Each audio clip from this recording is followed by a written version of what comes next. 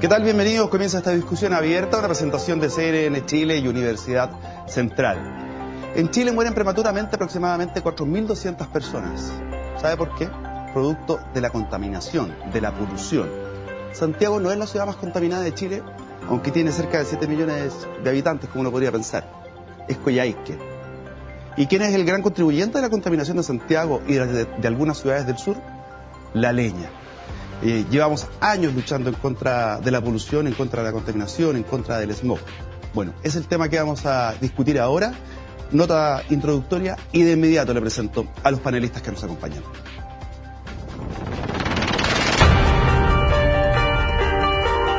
Chile es líder en contaminación según el informe de la Organización Mundial de la Salud, y la ciudad que bate récords en esta materia es Coyhaique, que se lleva el triste honor de ser la ciudad con más polución en el aire de América Latina. ¿Cómo una ciudad de 63.000 habitantes es la que tiene los niveles más altos de partículas finas en el aire? Si los principales factores de contaminación suelen estar asociados al tráfico, los sistemas de refrigeración, la producción industrial y los residuos de basura, uno puede imaginar que son las más grandes urbes las que sufren la mayor contaminación. En el caso de Coyhaique es la leña húmeda y su alta contaminación que provoca que los días sin lluvia se presenten situaciones críticas. El sur del país está sufriendo una sequía inédita y esta situación tiende a repetirse en ciudades como Osorno, Temuco y en menor medida en Puerto Montt. En el caso de Santiago nos encontramos con un problema geográfico, una ciudad encajonada entre cerros y a orillas del río Mapocho. La capital chilena de unos 7 millones de habitantes sufre niveles críticos de contaminación en los meses de otoño e invierno, cuando disminuyen los vientos. Los más de 2 millones de vehículos que circulan por la ciudad, sumado a las bajas temperaturas, configuran un efecto térmico que impide la disipación de los contaminantes.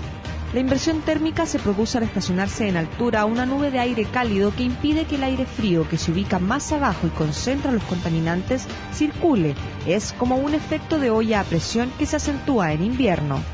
Como efecto inmediato, la nube de smog obstaculiza la visión, provoca una sensación de sequedad en la garganta y picazón en los ojos, mientras que en el largo plazo incrementa el riesgo de accidentes cerebrovasculares, enfermedades al corazón, cáncer al pulmón y las enfermedades respiratorias agudas y crónicas como el asma y la obstrucción pulmonar.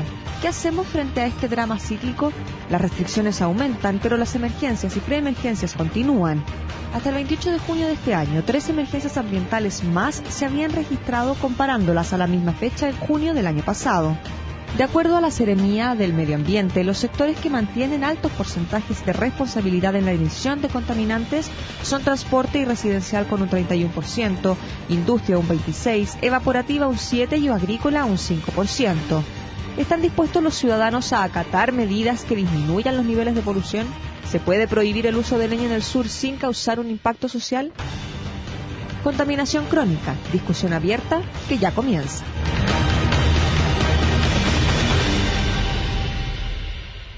Discusión abierta que ya comienza, discusión abierta inclusiva. Nos acompaña Marcela Muñoz, que nos va a ir ayudando con lenguaje de señas para la población que no nos escucha, pero sí nos quiere ver. Saludamos de inmediato a Pablo Soriano, académico de la Facultad de Arquitectura de la Universidad Central. Bienvenido. Hola, buenos días. ¿Qué tal? Don Jorge Canal, Seremi del Medio Ambiente. Bienvenido. Hola, buenas tardes. Y el doctor Andrei Chernichin. ¿Lo dije bien, Chernichin? Sí, bien, perfecto. Presidente del área medioambiental del Colegio Médico. Bienvenidos. Muchas gracias. Muchas gracias. La pregunta, Jorge, es súper básica. ¿Cómo llegamos a esta situación? Porque la lucha en contra de la contaminación comenzó ya ahí por la década de los 80. Algún ministro por ahí dijo que para el año 2000 no íbamos a tener ningún problema. Bueno, dijeron que para la AFP el 2020 íbamos a cobrar con el 100% del sueldo, pero ese es otro tema.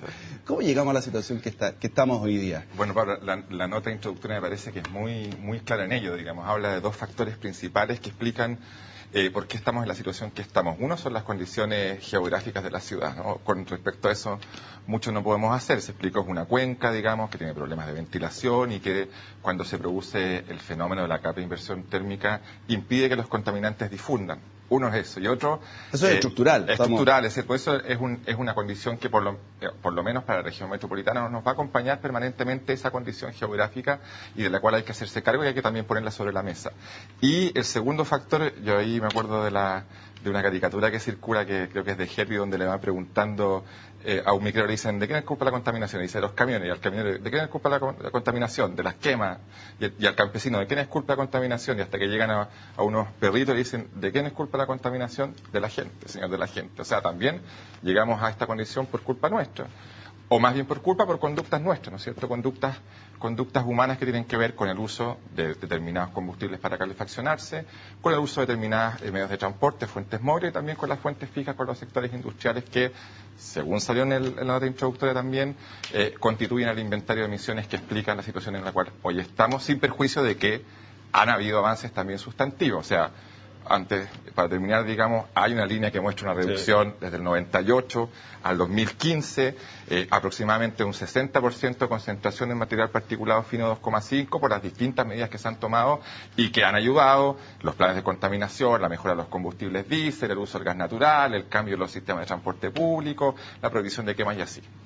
Y teniendo en cuenta que el parque automotriz aumenta un 10% al año, 8% aproximadamente. Doctor, a juicio de usted, ¿por qué llegamos a la situación en que estamos y no hemos podido solucionar este problema? Tenemos que nos acompaña, o sea, tenemos que aprender a vivir con él nomás. Yo creo que primero por problemas humanos, que se privilegia el crecimiento, no el desarrollo, a costa de permitir muchas cosas. Por ejemplo, las normas son mucho más permisivas que las recomendaciones OMS o en Europa. Se dice que somos un país subdesarrollado, pero estamos en la OCDE, o sea que deberíamos tener conductas de la OCDE. Las normas son no solo permisivas, sino que no se cumplen.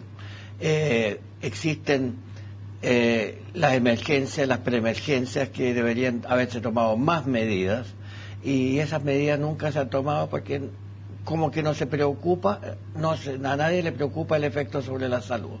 Y luego el daño más grave que ocurre es justamente los daños a la salud, las enfermedades, las muertes en los primeros días, que se ha demostrado que ya empieza a morirse más gente por PM10, estoy hablando del más grueso, cuya mitad es PM2,5, pero que los estudios se hicieron con el PM10. Yeah. La norma europea y lo que recomienda la OMS es 50 microgramos por metro cúbico. ¿Y nosotros tenemos 150. O sea, con el ICAP 100, que es el límite entre aire bueno y regular, nos pasamos en 3 veces la recomendación. Y a partir de 50 empieza a morirse gente a raíz de 1% por cada 10 microgramos que suba. O sea, 10 muertes, 10% aumento de muertes por estar en un aire que está entre bueno y regular. Y de ahí a la emergencia hay muchas más muertes, inmediatas. Eso sin pensar los cánceres que se van a desarrollar después y los cambios por exposición prenatal o perinatal a los agentes químicos que existen. Pablo, ¿por qué estamos en la situación en que estamos? No le echamos la culpa a Pedro Valdivia, que eligió mal la cuenca. Pero desde un punto de vista, diría arquitectónico, que debiera ir muy de la mano en todo, porque si uno va a planificar ciudad, al planificar ciudad, no solamente hay que ver accesos, riesgos, también hay que ver cómo ponemos o acercamos a la gente al trabajo, a las escuelas, en fin. Absolutamente. Esto, estaba pensando en algún ejemplo que se me ocurre en la cabeza. Esto es como cuando a alguien le dicen, tienes hígado graso y tienes que hacer deporte para el hígado graso y bajar de peso. Y de pasar se te solucionan otros problemas bien grandes. Desde el punto de vista espacial, territorial, ¿cierto? Trabajar la planificación del territorio tiene un impacto positivo muy grande en las emisiones de CO2 también, porque tiene mucho que ver esto de cuánto tú te desplazas diariamente, lo que le llaman la huella de carbono, ¿cierto?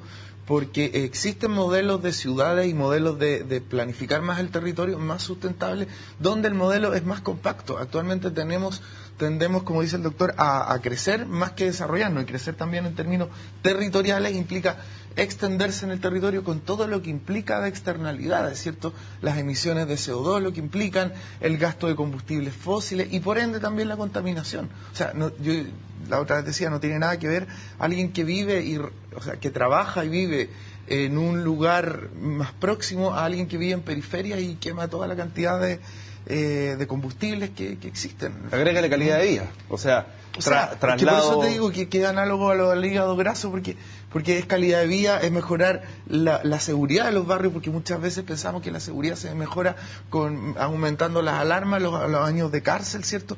Pero cuando un barrio lo dejamos en el día botado también, lo dejamos abandonado porque vamos a trabajar, también reducimos la seguridad. Y así un montón de ámbitos, la calidad de vida, el paisaje. Por tanto, a lo que quiero llegar es que los modelos de cómo planificamos el territorio tienen mucho que ver. La ciudad compacta es mucho más eficiente y también menos emisora de contaminación. Claro. Mira, como Santiago podríamos decir que ya está construido, o ya quedó mal hecho, mal diseñado. Yo no sé si hay mucho de lo que se pudiese hacer, o sea, vamos a entrar a demoler, generar áreas verdes, pero resulta que nos encontramos que pareciera que hay una disociación entre lo que es un plan de anticontaminación que te podría tocar implementar a ti, justo al Ministerio de Salud, y lo que corresponde a otras medidas de urbanismo u otras medidas, por ejemplo, de incentivos energéticos. Entonces, ¿cómo el Estado va a poder tener una política de Estado a lo largo del tiempo? Lo comentábamos antes con el doctor fuera de cámara, que el día que tú como autoridad aprendas a hacer tu trabajo al 100%, te toca irte porque cambiaron el gobierno. Y va a llegar otro que va a tener que aprender, y cuando aprenda a hacerlo va a tener que cambiarlo. ¿Cómo se genera una política de Estado, una cosa transversal que se prolonga en el tiempo? Yo quiero enfatizar lo que dijo Pablo, digamos, y también volver a tu primera pregunta, porque llegamos acá también. También hay una cosa geográfica, estructural, hay una cosa de nuestras conductas, pero también hay un tema que la contaminación refleja también la injusticia o lo injusto que es el modelo de desarrollo que nosotros hemos asumido. Y ahí estoy de acuerdo especialmente con lo que señaló el doctor, es decir, la contaminación, los problemas socioambientales son reflejos de las inequidades que tiene nuestro país, de las cuales evidentemente el gobierno intenta hacerse cargo de ello, ¿ya? Y en consecuencia también la inequidad de la planificación de la ciudad. Es una ciudad que la contaminación que genera muchas veces en los sectores altos se deposita en los sectores bajos, ¿cierto? Las estaciones que más marcan siempre son Pudahuel, Cerro Navia, Cerrillos del Bosque. Ahí se concentran los gases. O sea, eso también es una prueba palmaria de lo injusto de nuestra sociedad, de nuestro país. Y en consecuencia, cualquier intento por descontaminar tiene que ser también un intento por construir una sociedad más justa, ambientalmente y territorialmente.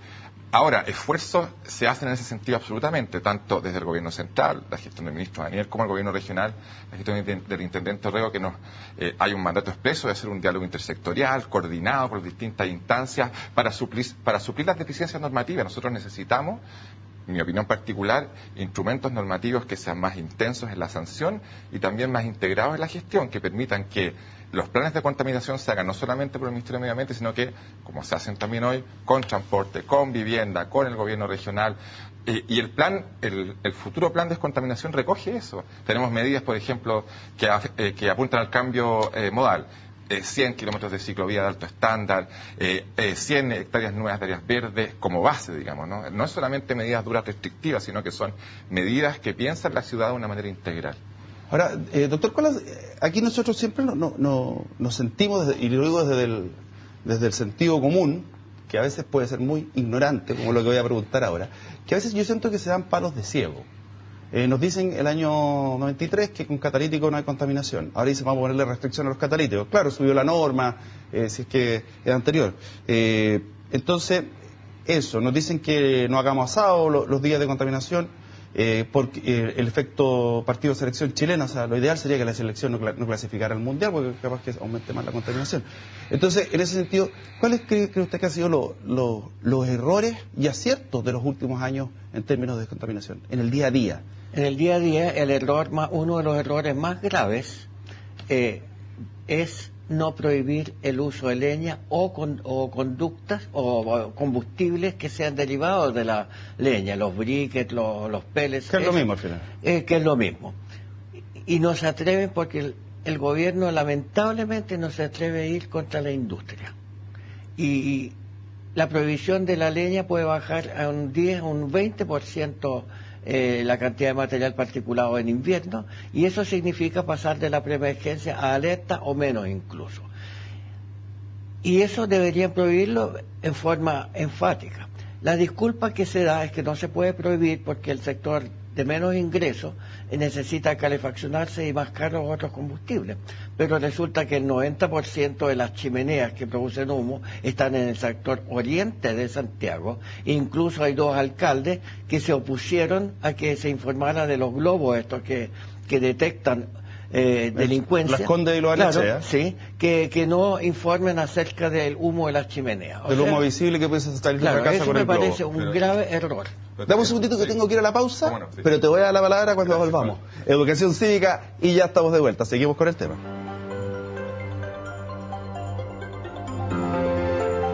¿Los provinciales y regionales? Son reuniones abiertas que se realizarán primero a nivel provincial el sábado 23 de julio y luego a nivel regional el sábado 6 de agosto. Los cabildos serán moderados por los facilitadores y en ellos se discutirá sobre el contenido de la nueva Constitución a partir de la síntesis de los encuentros locales autoconvocados.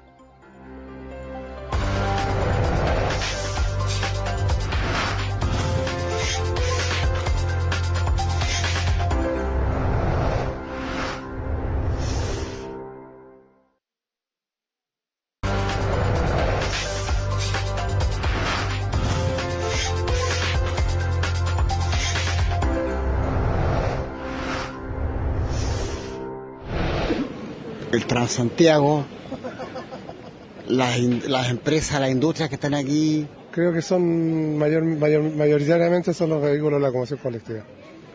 Lo que más contamina yo pienso que son el Transantiago. Hay unos buses que echan un humo, pero impresionante. Los automóviles. No, en la mayoría de los automóviles. Yo creo que son las industrias y las estufas a leña. La industria, obviamente, o sea, eso de los vehículos que dicen que el parque, que hay que subir la restricción, por ejemplo, a los catalíticos y todo ese tipo de cosas, es un porcentaje casi mínimo. Los vehículos, definitivamente. Mira, mi parecer es la industria, la parte automotriz también mucho, no solamente el Transantiago, que muchas veces vemos los buses grandes, pero hay muchos vehículos antiguos dando vueltas y realmente contaminan harto. Toda la gente que fuma en la calle. Yo creo que aparte de vehículos e industria, es la suciedad de las calles, que siempre están sucias, y que a la vez que cuando, por ejemplo, llueve, las calles quedan llenas de tierra. Entonces al otro día cuando se seca todo ese barro, los vehículos pasan y queda ese polvo de suspensión.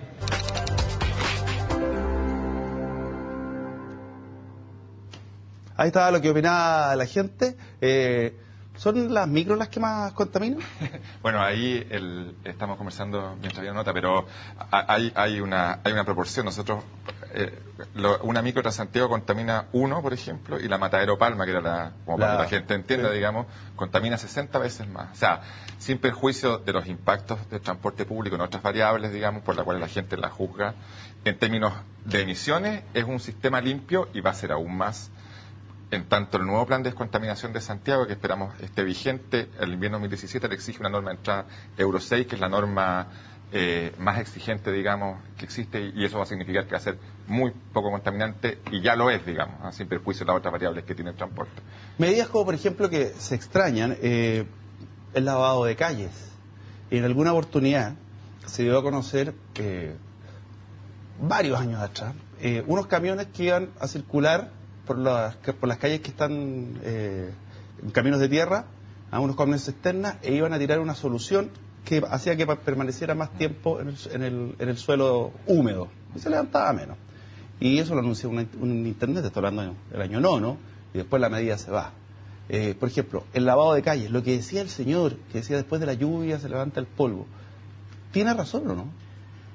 Algo de razón tiene, pero no es lo más importante, porque en la medida que el material particulado sedimenta, se aglomeran entre ellos. Entonces son partículas de mayor tamaño que ya no entran a los alvéolos. O sea, teóricamente debería haber mucho menos PM2,5.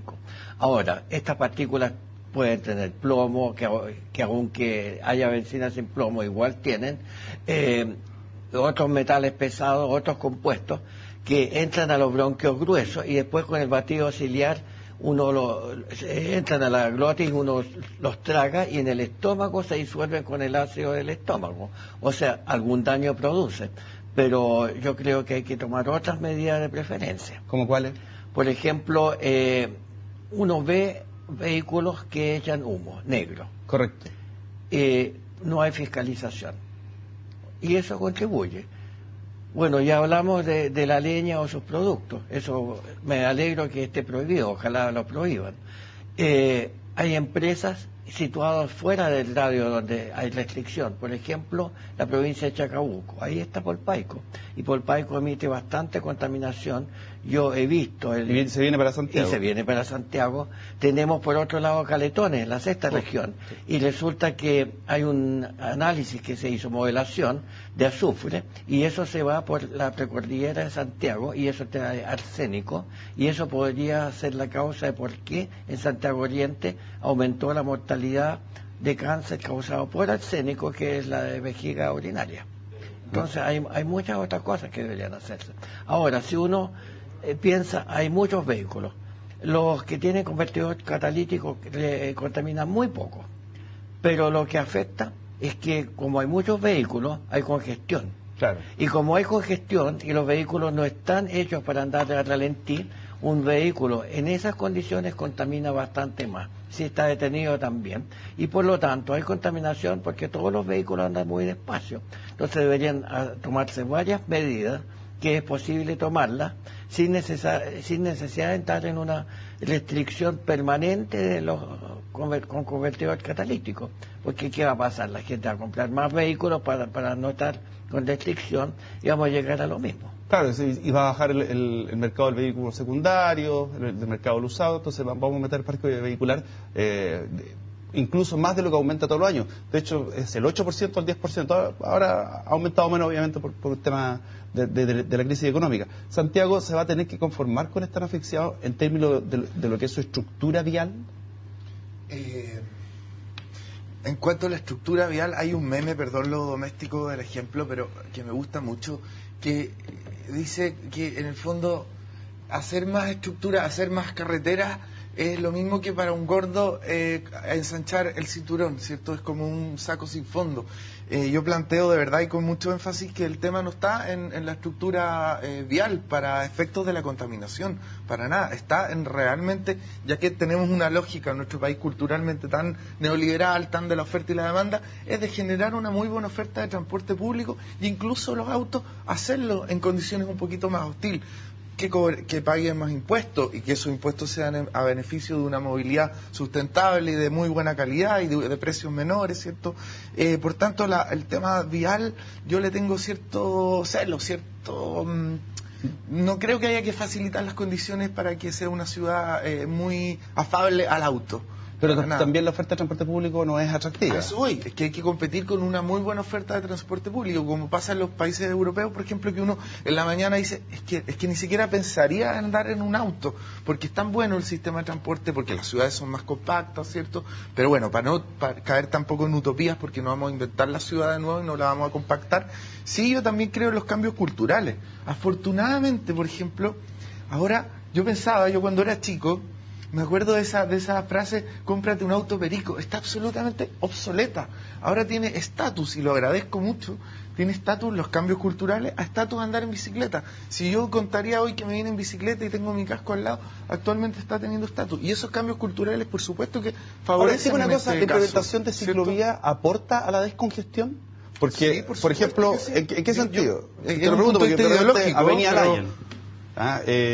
Interesante ese punto de vista. Claro, porque uno dice, mira, ¿sabes qué? Me están comiendo un pedazo así de calle, por lo tanto nos tuvimos que apretar para que pudieran andar en bicicleta. Claro. Entonces, ¿congestiona o descongestiona la bicicleta? Es que yo ideológicamente y como técnico planteo que sí. ¿Por qué? Porque si yo vivo en Lyon, justamente, y salgo en el auto y digo, uy, hay más tacos.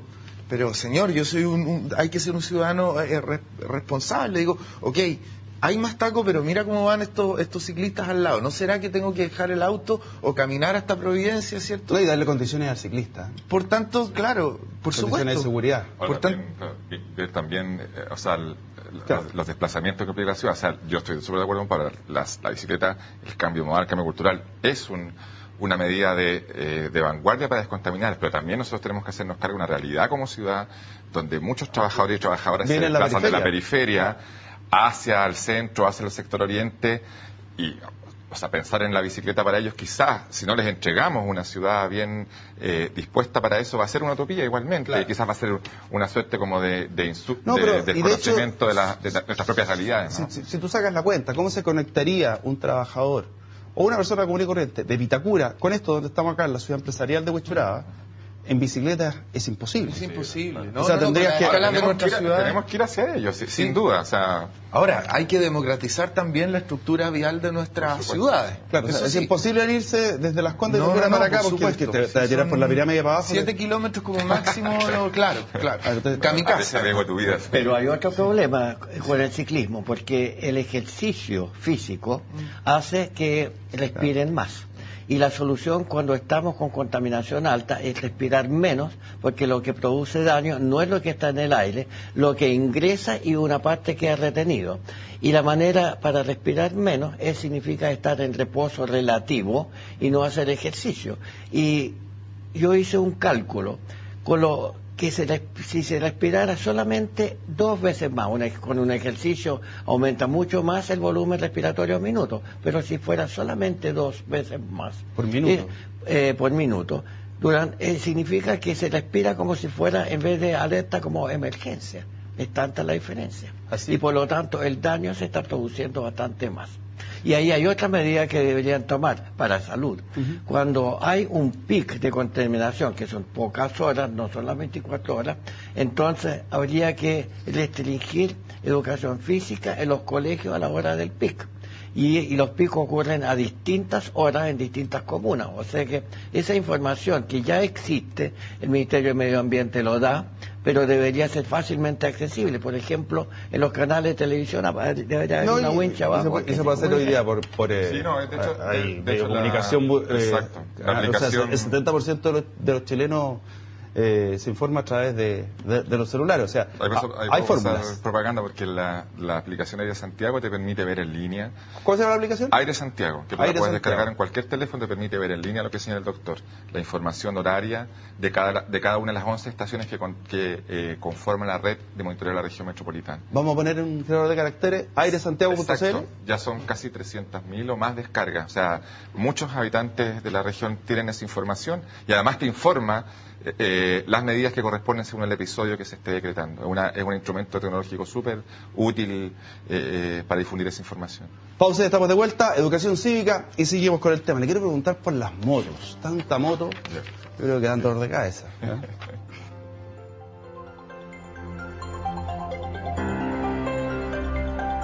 ¿Desde cuándo y dónde puedo inscribirme en un cabildo provincial? El día 29 de junio se abrió el proceso de inscripciones en los cabildos provinciales y pueden participar todas las personas desde los 14 años que posean cédula de identidad. Los participantes de los encuentros locales están automáticamente inscritos en el cabildo provincial.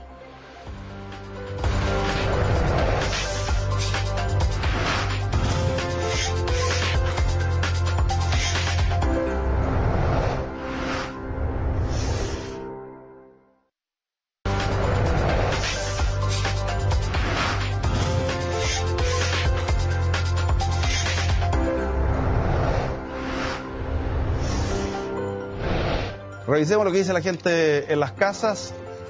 Uno está viendo a través de internet también. ¿Qué es lo que dicen? Luis Felipe Zúñiga dice: hay que cambiar la matriz, no prohibiendo la leña, sino bajando la parafina o subsidio al gas, electricidad. Eso apuntaría, yo creo, con una medida estructural. Vivian Grossman: los países desarrollados, el transporte público es de calidad, horario, conexiones, etcétera. Aquí todo mal, larga lista de problemas. Eso dice Vivian. Y Fernando Puente: movilización pública excelente, bajo costo de energías limpias, multa caras a infractores. Dice que tenemos que tener una movilización que sea excelente y que invite. Ahora, tenemos que reconocer que tenemos un Santiago que es extensísimo. En el caso de Holanda, pues dicen, claro, el uso de la bicicleta, pero Holanda tiene menos habitantes, todo queda más cerca, bueno, incluso hay lugares que no puedes entrar con el automóvil. Por 50 a Santiago partes, por 50 partes, una de esas partes de Holanda, solo para saber nomás. Ámsterdam. Ámsterdam, claro. Si no, Holanda no, Ámsterdam. Barcelona sería, que también es una ciudad compacta, unas 16 veces, o sea, partimos Santiago por 16, uno partido por 16. Entonces una a veces comuna, en el fondo, es flagelarnos también con esto de la eficiencia del transporte público, que no justifico que debe mejorar, pero son modelos súper diferentes también. Bueno, aquí yo diría hay otra cosa, que no es sustentable que el 40% de la población de Chile viva solamente en una ciudad. Debería haber un plan a largo plazo de desincentivar vivir en Santiago e incentivar el desarrollo en regiones, pero en zonas bien estudiadas, que no se contaminen tanto. Y eso se puede hacer vía tributaria, aumentar los impuestos de lo que viene en Santiago, de las industrias que están en Santiago, y disminuir los impuestos para aquellas que se instalen en las regiones. Con los niveles de contaminación que tenemos, de taco y todo, ¿quién se incentiva a vivir a Santiago? Bueno, aquel que busca lo que no tiene, que es un poquito de crecimiento, desarrollo profesional. Mira, una de las alternativas que se ha dado a conocer en los últimos años es tener vehículos a hidrógeno, que serían un aporte, hay que ver cuál es el costo. Ya se ha implementado en parte importante la Comunidad Europea y creciendo en Estados Unidos también. En nuestro punto de prensa se encuentra Carlos Funes, que es investigador del Centro Nacional de Hidrógeno España. Carlos, ¿cómo estás? Buenos días. Hola, buenos días, Pablo. La posibilidad de que para Chile existiese los vehículos, industrias que operen como energía con hidrógeno, ¿la ves muy lejana? ¿Cuánto cuesta? ¿Cuáles serían los beneficios? ¿Cuáles serían los pros y los contras de contar con vehículos, en especial con movilidad a partir del hidrógeno? Perfecto. Realmente no es muy lejano, ¿no? O sea, el hidrógeno como combustible alternativo se está empezando a usar en gran parte de los países europeos, en Alemania, Reino Unido, Francia, en Estados Unidos, también está en Japón. Los Juegos Olímpicos de Tokio 2020, por ejemplo, la Villa Olímpica va a funcionar 100% por hidrógeno. Pero vamos, antes de contestar a tus preguntas, sería bueno que la gente conociese lo que es el hidrógeno, ¿no? El hidrógeno es el elemento más abundante de la Tierra, pero no se encuentra de forma libre. El hidrógeno hay que producirlo, y se puede producir de muy diversas formas, a partir de distintas fuentes, ¿no? Como por ejemplo a partir de la energía, del agua, a partir de biomasa. O sea, se puede producir de diferentes formas usando diferentes procedimientos, lo que nos garantiza pues que el hidrógeno puede ser asequible para mucha gente, ¿no? O sea, lo puedes generar con facilidad, ¿no? Y lo bueno que tiene el hidrógeno frente a la electricidad es que se puede almacenar, es fácilmente almacenable. El hidrógeno hasta ahora se ha venido utilizando a nivel químico, básicamente, ¿no? Pero lo que se está empezando a utilizar ahora es a nivel energético, y el hidrógeno a nivel energético asociado a las energías renovables. Carlos, dime una cosa, para ser súper práctico, un bus que funcione con hidrógeno, ¿cuánto cuesta en relación a los buses tradicionales que nosotros tenemos en las calles, que funcionan obviamente con tecnología diésel? Pues un bus urbano de 12 metros, pues puede costar alrededor de $220.000, uno convencional, y uno a hidrógeno, pues a día de hoy puede costar prácticamente el doble, pero vamos, la ventaja es que no va a emitir nada, lo único que va a emitir por el tubo escape va a ser vapor de agua. Y bueno, esos son los costes a día de hoy, pero en 7-8 años los precios bajarán y podrá estar pues a nivel de un bus convencional, y eso es pues a medida que se vaya generando una oferta y una demanda y empieza a haber fabricantes y los precios vayan bajando. Yo aquí lo recuerdo muy bien, hace 10 años en España, cuando empezamos con la energía fotovoltaica, un vatio instalado valía $10 y ahora pues no llega al dólar, ¿no? O sea, lo que es importante recalcar es que la tecnología del hidrógeno es factible, es viable, lo único pues que hay que generar un mercado para que esos costos vayan bajando y sea competitivo y pueda entrar a nivel económico. Ahora, dime una cosa, ¿cuáles son las desventajas que podría tener y que se han experimentado, que se han medido de forma empírica y científica en los países europeos, la presencia de buses de las características, de movilidad de las características que tú nos describes? En principio, en cuanto a desventajas, no hay ninguna desventaja inicialmente, ¿no? En tema de seguridad, que la gente muchas veces sí que tiene mucha reticencia al uso del hidrógeno, se han hecho todos los test necesarios y se ha comprobado que el vehículo de hidrógeno es un vehículo seguro, y que el hidrógeno, pues tomando las precauciones necesarias como cualquier combustible, es un combustible seguro, ¿no? En ese sentido, no hay ningún tipo de problema. Y lo interesante es poder producir ese hidrógeno a partir de excesos de energías renovables, ¿no? Chile es un país con unos recursos renovables envidiables, y destinar parte de esos recursos renovables a poder generar hidrógeno, ¿no? Y ese hidrógeno luego meterlo en los vehículos, pues haría que el 100% de la movilidad nuestra fuese sustentable, proveniente de energías renovables, y por tanto pues sin ninguna emisión asociada ni a partículas, ni a CO2, ni a nada de eso, ¿no? O sea, realmente es una solución interesante que a nivel europeo se está potenciando mucho y que pues hay unas previsiones muy importantes en los siguientes años. Carlos, queremos agradecerte la información, nos quedó sumamente claro y, por supuesto, va a integrar parte de esta conversación lo que nos contaste. Muchas gracias. Ahí está Carlos Funes, que es investigador del Centro Nacional del Hidrógeno de España. Estas medidas que se ven como sumamente modernas para los planes a futuro, ¿se ven alcanzables? Por ejemplo, incentivar más el uso del automóvil eléctrico, cosas que vayan dejando atrás el motor a explosión, así de simple. Sí. Primero permíteme retroceder un poco, porque algo que un poco me gustaría precisar, el tema de la leña, Sí. Hoy día el plan vigente establece una prohibición total para el uso de artefactos de calefacción a leña durante los periodos de episodios críticos. De hecho, hoy día que hay una alerta ambiental, hay prohibición del uso de calefactor a leña, y el plan que está en elaboración, el plan definitivo que esperamos que esté vigente para el invierno 2017, establece una prohibición total del uso de la leña en la región metropolitana, la provincia de Santiago, más Puente Alto y San Bernardo, y una prohibición, un estudio a 5 años para el resto de las otras comunas que quedan fuera de la provincia para establecer esa prohibición. Obviamente es diferente el caso de la región metropolitana, donde hay varias fuentes de emisión que explican la contaminación, a las ciudades del sur, donde únicamente es la leña la que lo explica. El sur está asfixiándose también. Exactamente. O sea, tenemos Talca, Chillán, Temuco y Coyhaique. Asfixiándose, está bajo problemas de contaminación, para ser yo usar Tú sos más técnico, yo fui más periodístico. No, claro, y esas ciudades se explican fundamentalmente por la leña, y los planes de descontaminación van en esa línea. Segundo, el tema del lo que tú también hiciste ver del lavado de calle. Hay un programa también bastante importante de lavado y aspirado de calles que impulsa el gobierno regional. De hecho, para el futuro plan, hoy día hay una comisión de los consejeros regionales que está mirándolo para reformularlo, precisarlo, perfeccionarlo. ¿Ya? Y respecto al tema de las nuevas tecnologías. Las nuevas tecnologías que son más complejas de incorporar en un plan. El plan está fundamentalmente enfocado a la fuente de la emisión, a disminuirlo, en transporte, en residencia y en industria, ¿no? Con nuevas medidas, con normas más exigentes, la línea de lo que señaló el doctor. Pero también contempla estudios de incentivos para la incorporación de nuevas tecnologías en vehículos, por ejemplo, los vehículos híbridos, ¿ya?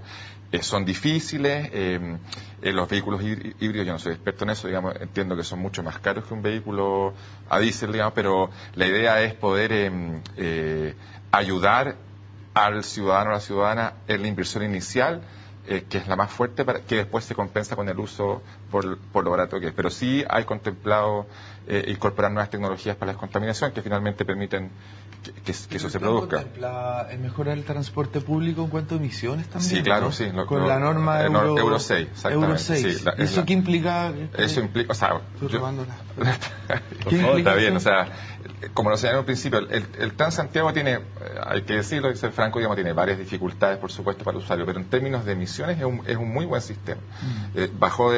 Ha bajado las emisiones sustancialmente, y la norma Euro 6, la norma más exigente, lo disminuye aún más, ¿no? O sea, entonces la contribución del sistema de transporte a la concentración de emisiones de transporte público es muy menor.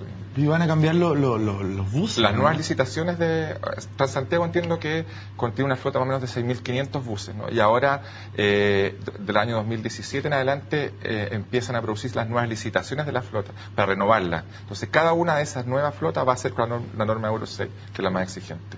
¿Con qué plata? No lo sé. Ahora, eso es otro tema. Ahora, nosotros vemos, por ejemplo, que hay ciudades en las cuales las micros, los buses, pasan a ser complementarios a la red de metro. El metro es como en las grandes ciudades es de la forma que más se mueven. Claro.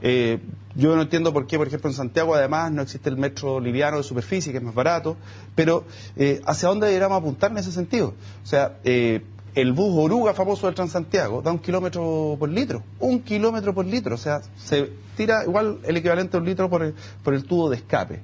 Entonces, te apunto a lo mismo. ¿Hacia dónde crees que nosotros debiéramos ir en el aspecto de transporte? Y también nuevas tecnologías que se pudiesen incorporar, a lo mejor edificios con más paneles solares.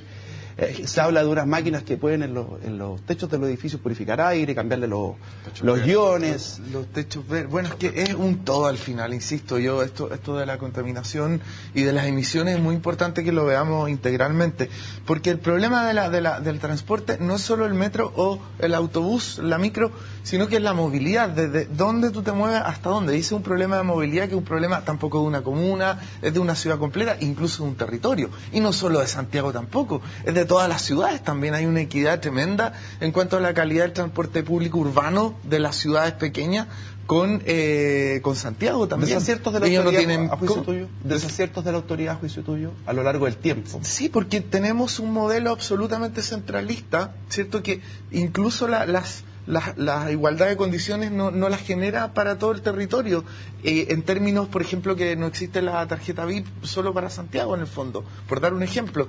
Entonces en ese sentido, no sé si es de la autoridad en cuestión, pero del modelo que tenemos, que es, los técnicos le llamamos macroencefálico, es decir, un crecimiento demasiado grande en la ciudad capital, ¿cierto? Que genera desigualdades en el fondo. Por tanto, sí, hay un gran problema en el fondo. Y volviendo al tema de las micros y el transporte y todo eso, tiene que ser absolutamente integrado a todo el resto de los otros problemas, ¿cierto? Lo que decía recién Jorge, que es verdad, el tema de las bicicletas, hagamos ciclovías, ok, pero son 7 kilómetros nomás el radio, tenemos que hacernos cargo... Y que queden conectados, porque cada municipalidad hace la ciclovía a la pinta de ellos. Por supuesto, tiene que haber un plan maestro integral de la ciclovía, y eso es movilidad también. Dame un segundito que tengo que ir a la pausa, después voy con usted, doctor, porque le quiero preguntar los desaciertos que usted cree que se han llevado a cabo en términos de salud, en términos de la respuesta que hay incluso en los centros de salud respecto a las enfermedades respiratorias. Antes de irme, ¿tienen la página web que me habéis dicho? mma.gov.cl. Y esa es la versión web de Aire Chile, y ahí también usted puede obtener y está por ciudades, cómo está su ciudad. Ahí están las ciudades que más preocupación están causando en estos momentos. Y ahí usted puede también obtener la aplicación. Esa es la versión web, mma.gov.cl. Y ahí puede encontrar la versión de teléfono celular. ¿Qué es esa? ¿Esa es la de hoy? Que bueno, dice 9 de julio, con sello verde no hay, sin sello verde, 9 y 0. Y entonces ahí está en la aplicación mma.gov.cl. Educación cívica, y ya volvemos. ¿Qué debe registrarse en los cabildos provinciales? Se levantará un acta donde se expresarán formalmente acuerdos parciales y desacuerdos. Los acuerdos comunes serán definitivos.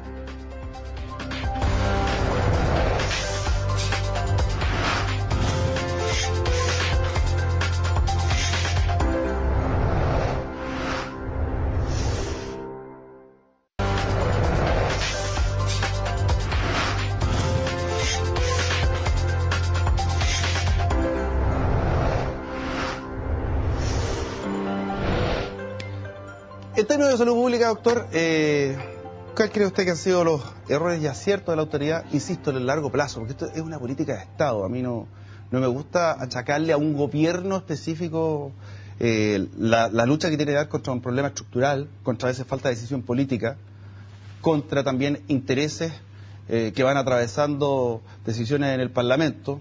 Ya no lo aprendimos este año y el año pasado. ¿Cuál cree usted que ha sido, en términos de salud pública, aciertos y errores que se han llevado a cabo? Creo que el error más grave es minimizar todo para no crear pánico, se dice, y para no espantar probablemente a las posibles nuevas empresas que se quieran instalar. Y no se considera que el mayor costo que paga el país es en salud. Después, las enfermedades, las muertes, las hospitalizaciones, el ausentismo laboral por enfermedades. Por lo tanto, deberían primero decidir adoptar las normas recomendadas por la OMS. ¿Qué dicen, por ejemplo, qué? Que el material particulado, por ejemplo, debería ser 50 microgramos el PM10 y 25 microgramos el 2,5. Nosotros tenemos 150 y en vez de 25 tenemos 50, el doble. por lo tanto, el objetivo al llegar es demasiado permisivo y acepta enfermedades. Y el hecho de tratar de no asustar a la población es grave. No crear pánico, una política de todos los colores políticos del Estado siempre.